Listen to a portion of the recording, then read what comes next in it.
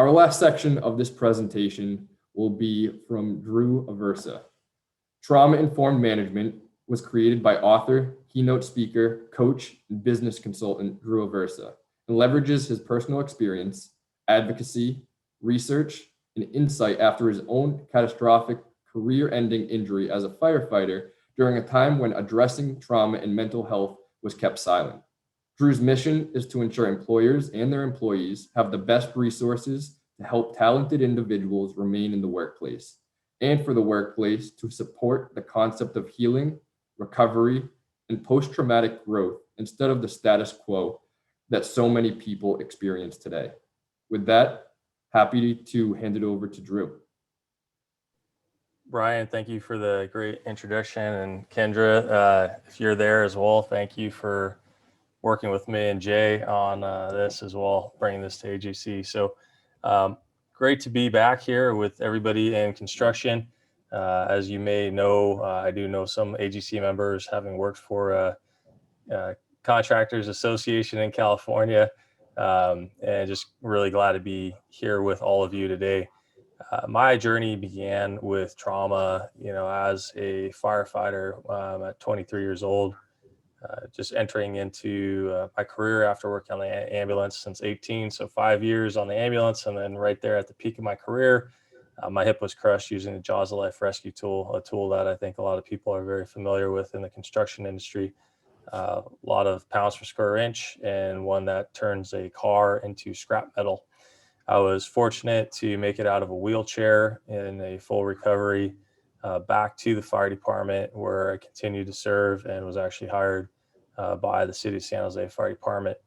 In 2010, things caught up, and not only physically was I unable to perform the duties of a firefighter, I was also had this saying called post-traumatic stress injury that a lot of people didn't talk about during that time. It was something that was very quiet in the culture, and we're talking 2010, right? So this is 11 years ago, and during that time it was like finding help was going through the needle in a haystack, as they say. So it was a very difficult time, and it was a time where Google was your best option to find somebody who was decent to get help.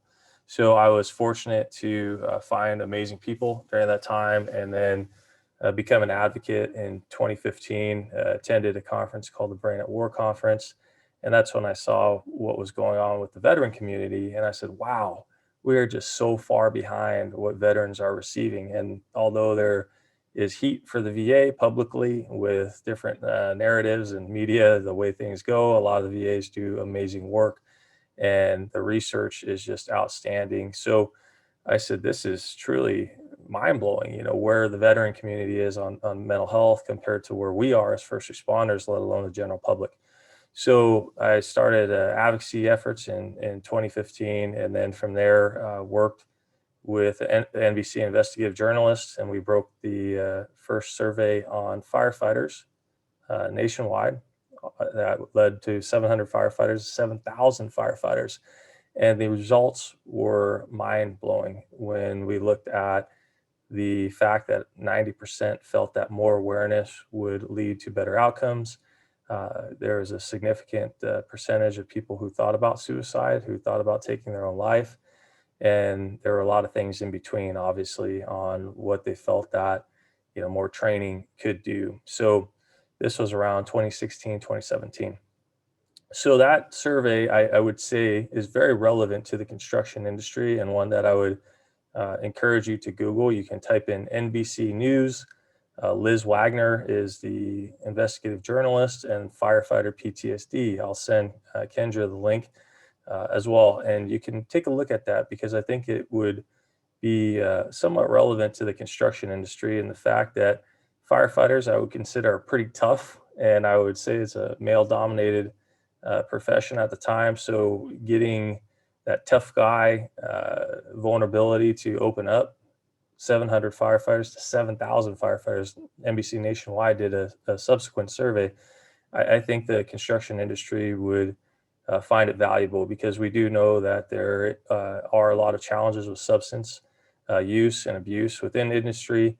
as well as different issues. So trauma-informed management, I have delivered this program to other associations, to other industries, as well as public safety agencies.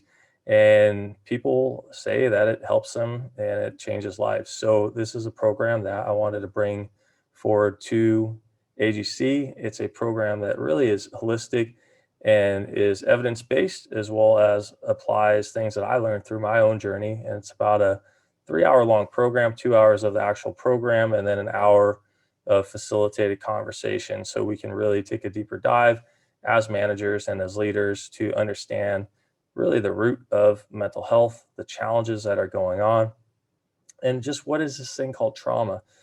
Trauma doesn't have to be so complex. It can be very complex, stemming from childhood challenges that I endured, as well as it can be a job related trauma. And in 2006, I never received counseling. When I was in the wheelchair, I was in the hospital. Nobody ever planted that seed and said, "Hey, man, you might need help. Hey, this thing, it might come up years later that you might need help and you might not be all right." So one of the greatest things that we can do as managers and as leaders that I've learned is planting the seeds for people. We may not be able to change things right then and there, and quite frankly, that's the job of a professional in these challenging situations, right? But we can all be there to plant the seeds for truth and to say, "Hey, I took this training, and you know what? I learned that there's a thing called somatic experiencing." How many people know about that? There's a thing called meditation, and there's actually different ways to meditate. And it's not some new age thing that I used to think. And it's really good for the brain. There's studies with monks out there that show that the brain calms down with meditation. There's a lot of stuff. So a lot of these things that I bring forward do have the evidence behind there as well. My background as a paramedic years ago, so I totally understand needing that and it being in management as well.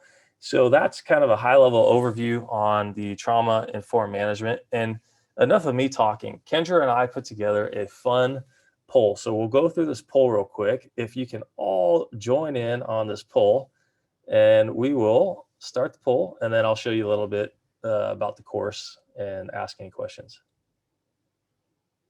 So, number one, has your stress increased over the past year, over this past year with the pandemic?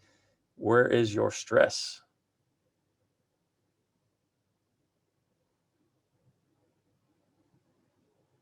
And I know we have, yep, there we go.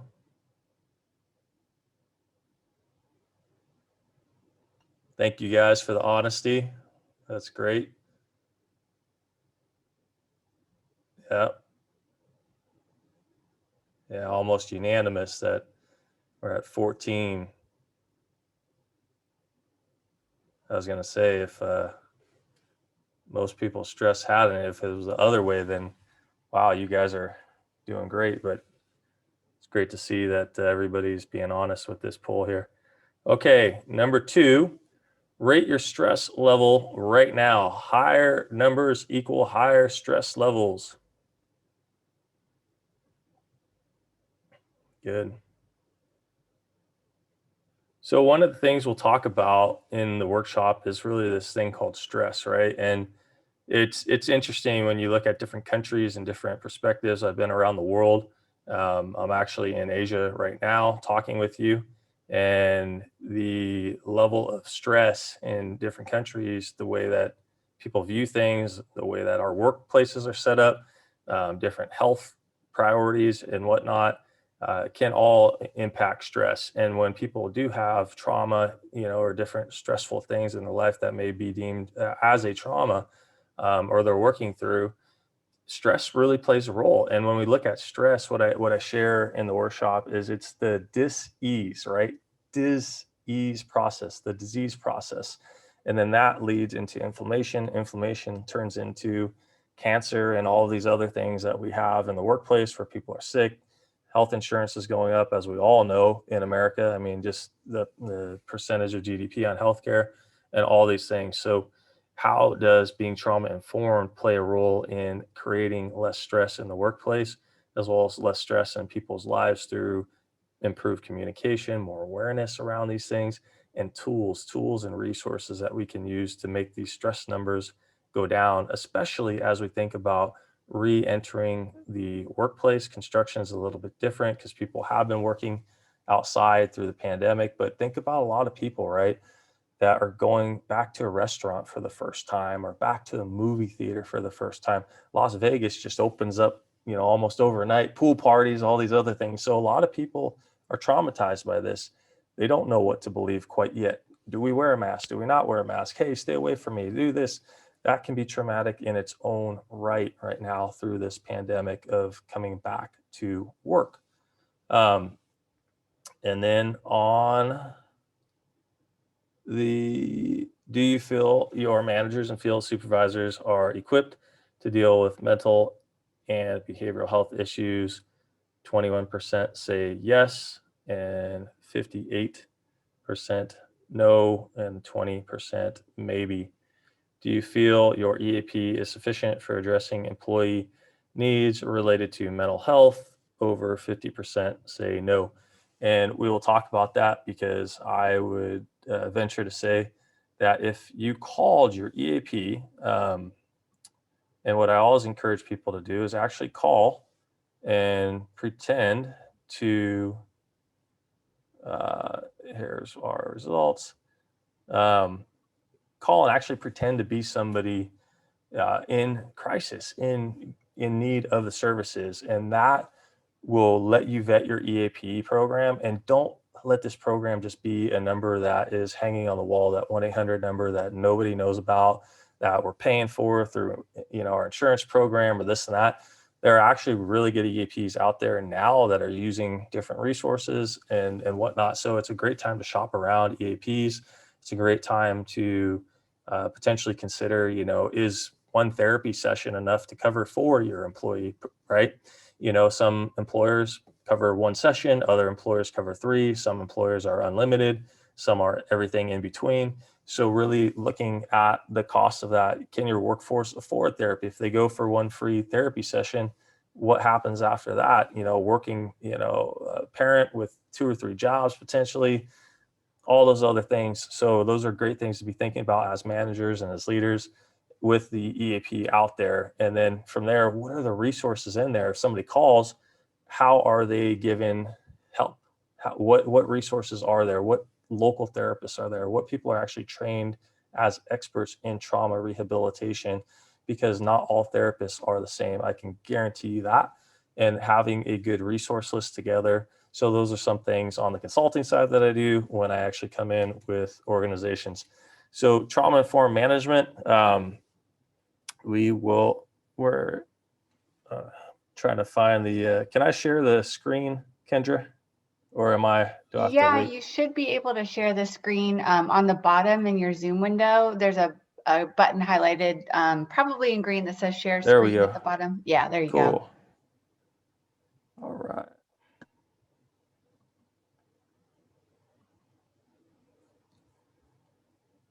So trauma-informed management is obviously going to be conducted live with AGC. And then one of the other great things is on the website, when we do the live training, after that, there will be a special access code for your members who weren't able to attend the live training, as long as you have one person in there.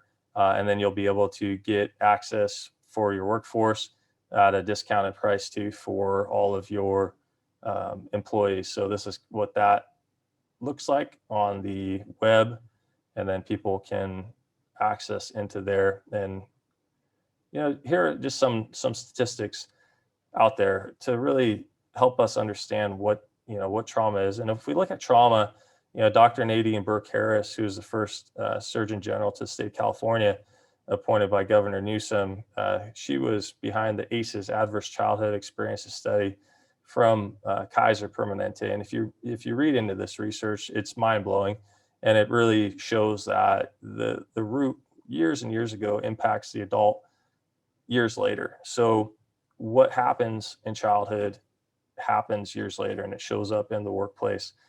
So I always say the sum of toxic workplaces are unresolved issues from years and years ago through the subconscious mind that need healing and to get resolved in order to live our adult lives to our fullest. Car accidents, we have a ton of accidents. Construction industry, I know you all know the stats in construction.